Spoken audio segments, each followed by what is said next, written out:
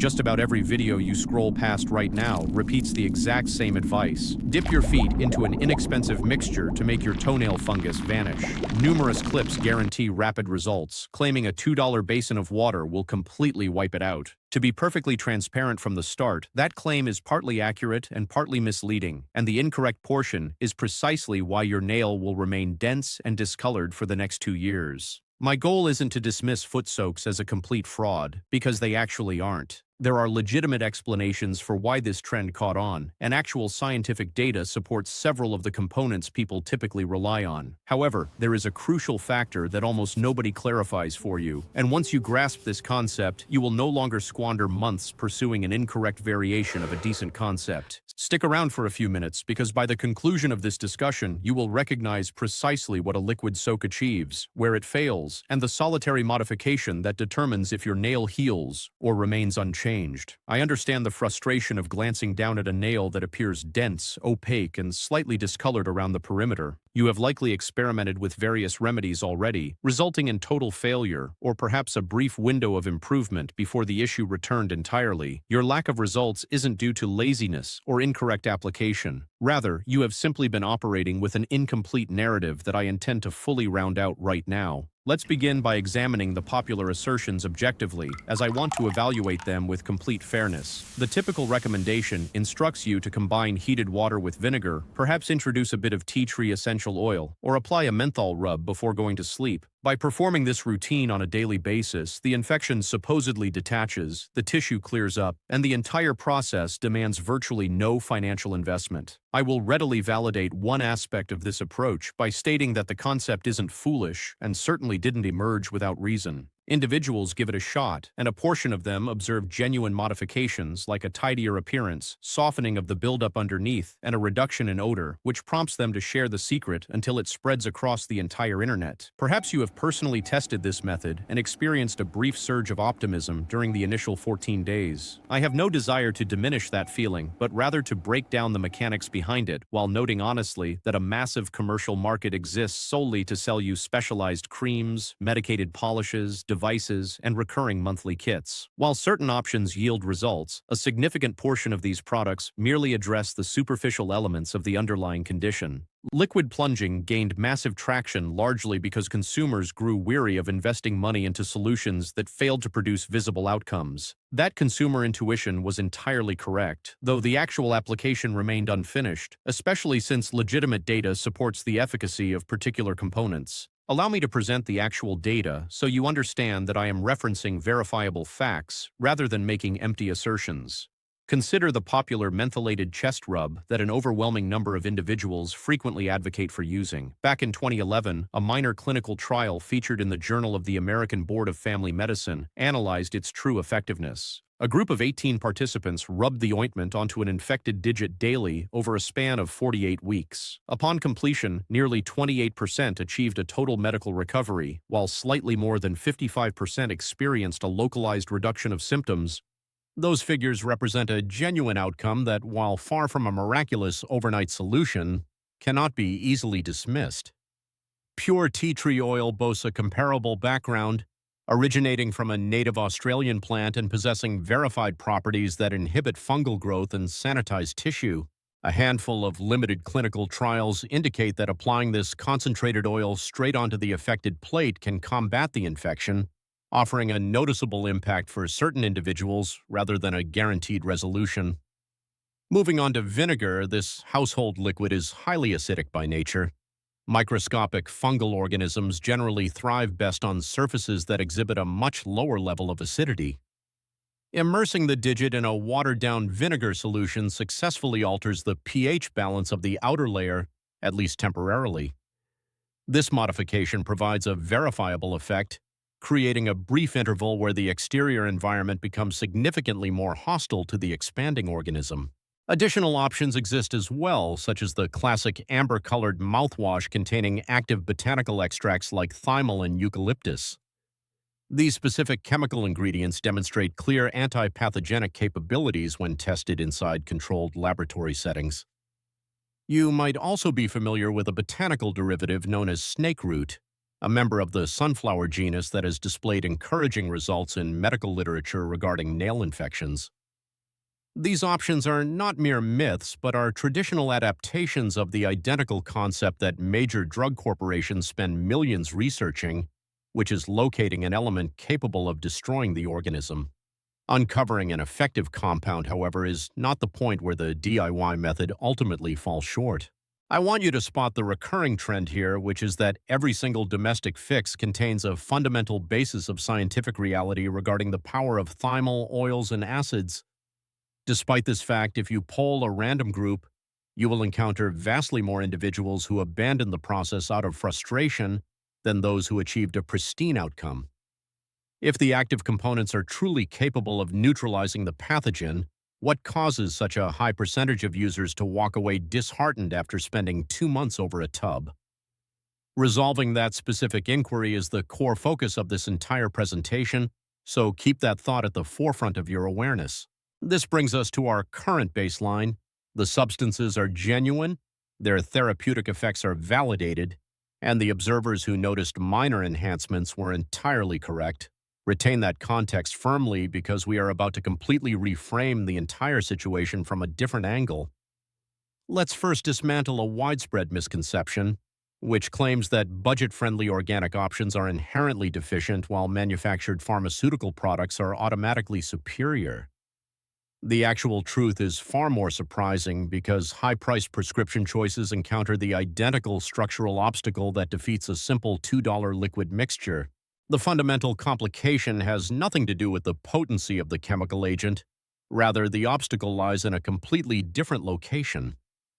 Consider this overlooked reality very carefully as I break it down for you.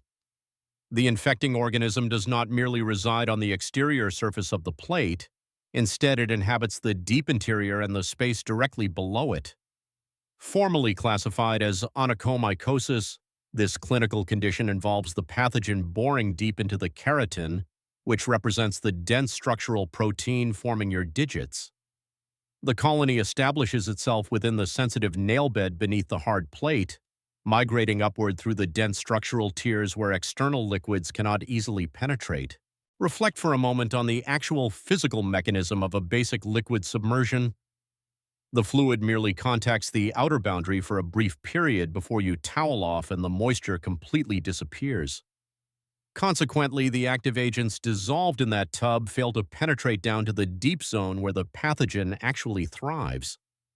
The treatment essentially wrapped on the exterior entrance without ever gaining access to the interior rooms. This assertion isn't just an individual perspective. It represents the primary challenge faced across the modern medical landscape regarding this specific condition. Medical practitioners have recognized for decades that surface-applied therapies typically fail to eradicate the issue because they cannot traverse the dense protective shield in sufficient concentrations to neutralize the deep-seated pathogen. Furthermore, you should not assume that this structural barrier only impedes cheap homemade alternatives. Pay close attention to the upcoming statistics, as they will completely alter your perspective on the entire subject. Even highly concentrated pharmaceutical polishes formulated by physicians encounter this exact same physical barricade. The top-tier prescription topical liquids list total eradication rates ranging from a mere 6% to 26%, depending on the specific brand analyzed.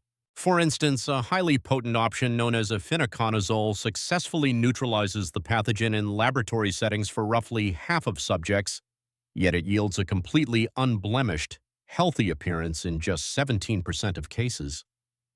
This next piece of data ought to make you pause and reconsider your entire approach. Despite a full 48 weeks of continuous daily application, a majority of the studied individuals still exhibited clear aesthetic indicators of the disease. Contemplate that statistic deeply for a brief second. A highly engineered medical formula, crafted by specialists and vetted through rigorous testing, failed to restore a normal appearance to most users even after 12 months of continuous application. This prompts a direct, realistic inquiry that we must address. If a specialized, scientifically advanced formula struggles to pass through that dense shield, what can a brief immersion in a vinegar mixture realistically accomplish? It simply sanitizes the outer layer, which accounts for the superficial progress that users frequently report. The appearance improves slightly because the accumulated residue softens and detaches, while the core pathogen nested deep within the tissue matrix remains unbothered and active. This highlights the core misunderstanding. The strategy fails not due to fraudulent components, but because a liquid bath cannot transport those components to the vital target area. I must emphasize this point repeatedly because it represents the crux of the entire matter. Your outer digital plate functions as one of the most compact, unyielding protective shields your anatomy produces. Its biological purpose is to safeguard the delicate underlying tissue from external environmental hazards. It executes this defensive task continuously, regardless of your personal medical goals. Consequently, the exact structural characteristics that make the plate protective, meaning its dense, compacted tiers, are what block your therapeutic agents from entering. You are essentially attempting to force a therapeutic agent through a physical barrier that evolutionary biology perfected over millennia to remain completely impermeable. This exact defense mechanism explains why the condition reemerges so frequently, even after appearing entirely resolved. Relapses occur regularly because once the noticeable signs vanish and you confidently halt your regimen, the discoloration returns within a few months since the hidden pathogen survived inside an inaccessible layer, waiting for your vigilance to drop. Therefore, my discussion regarding a daily regimen does not refer to a brief fortnight of diligence. I am advocating for a permanent lifestyle practice maintained throughout the entire growth cycle of a fresh plate, extended slightly further to guarantee the local environment remains completely uninhabitable. These facts do not imply that you lack options. They indicate that you have been directing an effective tool toward an incorrect destination. Allow me to redirect your focus toward the proper objective. If that realization altered your perspective on your current situation, you now comprehend the exact mission of this platform. Join our community, and I will continue providing the detailed insights that your physician lacked the schedule to explain during your brief clinic visit. Let's explore the actual underlying process, because once you visualize the mechanics clearly, the appropriate solution reveals itself and eliminates all confusion. Envision a gorgeous hardwood floor that has been completely sealed and polished on its exterior.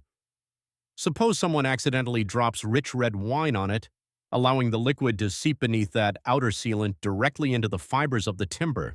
You could manually cleanse that surface daily for weeks or rub it vigorously until you are completely exhausted.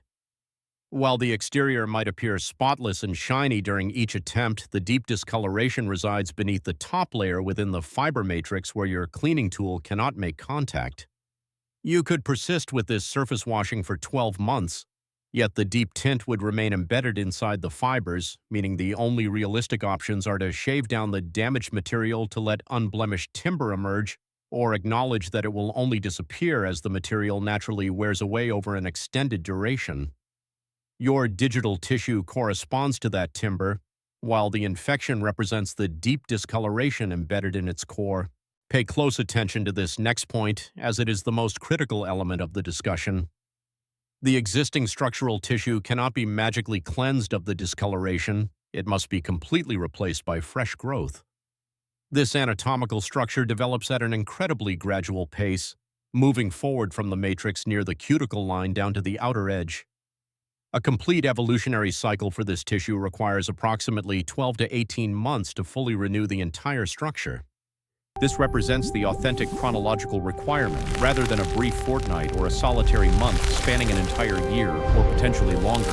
Therefore, the pristine appearance you desire stems from entirely unblemished tissue emerging from the base rather than the restoration of damaged tissue, provided the pathogen is successfully suppressed so it cannot contaminate the rising structure. This explains why individuals who succeeded via alternative methods often report the identical curious observation that the issue gradually moved outward rather than disappearing instantly. That specific phrasing encapsulates the entire underlying mechanism. When a domestic option proves beneficial, it functions by retarding the progression of the pathogen while the fresh structure advances, much like how planing a floor doesn't delete a deep mark but exposes the pristine material hidden beneath. No one can chemically dissolve an embedded mark in a single night, as your anatomy regenerates the structure one gradual millimeter at a time. Your primary responsibility is not to destroy the existing damaged plate, but to shield the emerging growth as it advances. Consider another conceptual analogy to help firmly cement this idea in your mind. Visualize a tranquil, slow-moving stream that steadily transports the structural tissue forward over time. The infection resembles invasive vegetation clogging the current, which you cannot clear instantly, but if you purify the source and maintain a clean, steady flow, the oncoming sections of the stream will arrive pristine. That embodies the essence of a proper regimen, acting not as an instantaneous salvage operation, but as a gradual, systematic transition from damaged tissue to pristine growth. Furthermore, you become increasingly aware over time that your physical capacity for this gradual cellular renewal relies heavily on robust vascular delivery to your lower limbs. Unfortunately, blood flow to the lower extremities naturally diminishes as part of the normal aging process. This biological shift explains why a senior individual experiences a significantly prolonged recovery timeline compared to someone in their middle years.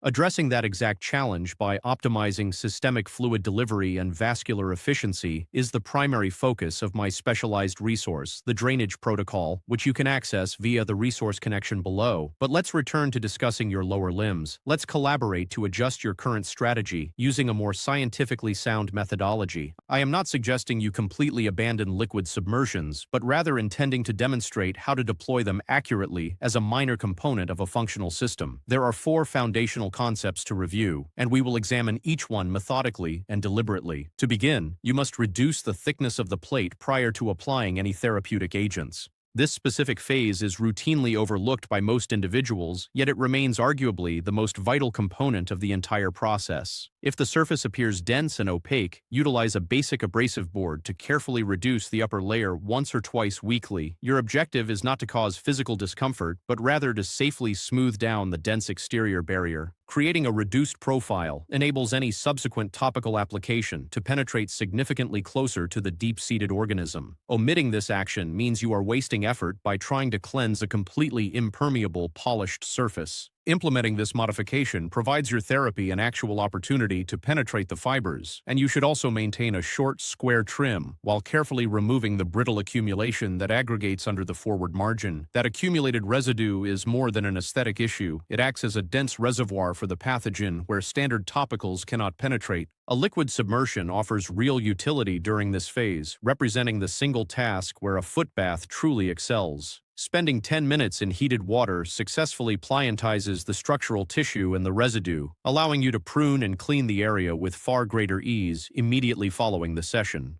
Notice the distinction I am making regarding this technique. The bath possesses clear value, but it must be utilized strictly as an introductory preparation measure rather than the primary therapy, so apply it for its intended function and cease expecting it to accomplish impossible penetration feats. Next, select a solitary therapeutic option and stick to its application on a daily schedule. Unwavering regularity is vastly superior to sheer product potency in this scenario, which is an absolute fact. A standard over-the-counter formula applied diligently every day for several months yields far superior outcomes compared to a high-strength alternative applied twice and abandoned. Regardless of whether you select a retail topical medication, botanical oils applied via an applicator twice daily, or a menthol balm massaged in nightly, choose a path and remain dedicated to it. Keep in mind that the clinical studies demonstrating true efficacy lasted for nearly a year rather than a single month, demanding a level of endurance that aligns with your body's slow regenerative timeline, whereas changing your strategy every fortnight completely resets your progress. Moving to the third concept, you must maintain total dryness across the entire foot. This particular factor secretly governs the ultimate outcome of your efforts, yet it remains widely dismissed by most people. Pathogenic organisms depend entirely on damp environments to survive and multiply, making the liquid bath a potential liability if you neglect thorough post-session drying. Following any submersion or standard shower, Ensure you remove all moisture from the spaces separating your digits. Replace your hosiery daily and alternate your footwear to grant each pair 24 hours of aeration, while remembering to sanitize the interior of your shoes with a protective spray or powder to avoid introducing the pathogen back onto a healing digit. Otherwise, you are essentially waging a war during the daytime, only to revitalize the pathogen every evening within the warm, enclosed, humid environment of your footwear, which mimics a perfect incubator. Opt for specialized hosiery designed to actively wick dampness away from the skin rather than retaining it. Expose your lower limbs to open ambient air during the nighttime hours whenever your schedule permits. For individuals dealing with excessive perspiration, applying a specialized drying powder each morning represents a minor routine that delivers massive long-term benefits. These adjustments are far from glamorous, yet they form the actual foundation of your recovery strategy, as even a perfect regimen will be utterly neutralized by a damp shoe environment that silently reverses your progress. Additionally, an unexpected reality for many is that the identical pathogen affecting the plate frequently inhabits the surrounding cutaneous tissue as a standard dermatological infection. Managing the hard structure while neglecting the surrounding skin simply allows the tissue to contaminate the area again, meaning you must address both regions simultaneously to completely sanitize the entire zone. Finally, the fourth principle requires recognizing exactly when a domestic strategy is appropriate versus when it is completely outmatched. DIY options deliver their highest success rates against superficial, nascent issues confined to a tiny zone near the forward edge. If the pathogen has compromised the majority of the structure, spread across multiple digits, or caused severe structural decay, then external applications face near impossible odds of success. In those advanced scenarios, discussing systemic prescription tablets with a licensed medical practitioner becomes a highly sensible path forward. Systemic terbinafine, the primary oral option, resolves the condition in approximately 38 to 76% of patient evaluations, which vastly outperforms external therapies, though it demands professional monitoring due to potential hepatic side effects. Allow me to share the exact decision-making process I would utilize if I were managing my own health. Provided the issue remains localized, superficial, and clear of the proximal fold near the cuticle, initiating a domestic regimen is a sensible opening move as long as you commit to a multi-month trial. Conversely, if the pathogen has migrated down to the root where cellular generation occurs, external therapies are merely trying to defend territory that is already compromised, making systemic medication delivered via circulation far more effective. Utilizing a more potent medical intervention is entirely appropriate, as the ultimate objective is achieving healthy tissue rather than seeking recognition for enduring a difficult process. To maintain complete transparency, you must realize that even systemic tablets do not offer an absolute certainty of success for every single patient.